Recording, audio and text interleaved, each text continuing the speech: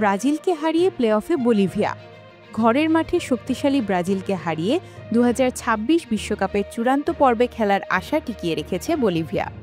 একই সময়ে কলম্বিয়ার বিপক্ষে হেরে বাছাই পর্বেই শেষ হয়ে গেল ভেনেজুয়েলার স্বপ্ন। বাংলাদেশ সময় বুধবার সকালে এল আলতোয়ায় অনুষ্ঠিত ম্যাচে 1-0 গোলের জয় তুলে নেয় বলিভিয়া। লাতিন আমেরিকা অঞ্চলের বাছাই পর্বের সপ্তম স্থান অর্জন করে আন্তঃমহাদেশীয় প্লে-অফে জায়গা নিশ্চিত করেছে তারা।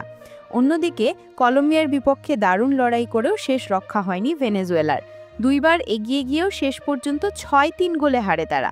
লুইস সুয়ারেসের হ্যাটট্রিকে ভেঙে যায় লাতিন আমেরিকা থেকে এখনও পর্যন্ত বিশ্বকাপে না খেলা একমাত্র দেশটির স্বপ্ন।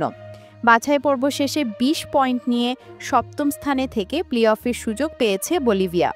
18 পয়েন্ট নিয়ে অষ্টম হয়ে বিদায় নিয়েছে ভেনেজুয়েলা। লাতিন আমেরিকা অঞ্চল থেকে সরাসরি বিশ্বকাপে জায়গা পাওয়া প্রথম 6 দল হল Argentina 38, Ecuador 29, Colombia 28, Uruguay 28, Brazil 28 ও প্যারাগুয়ে 28।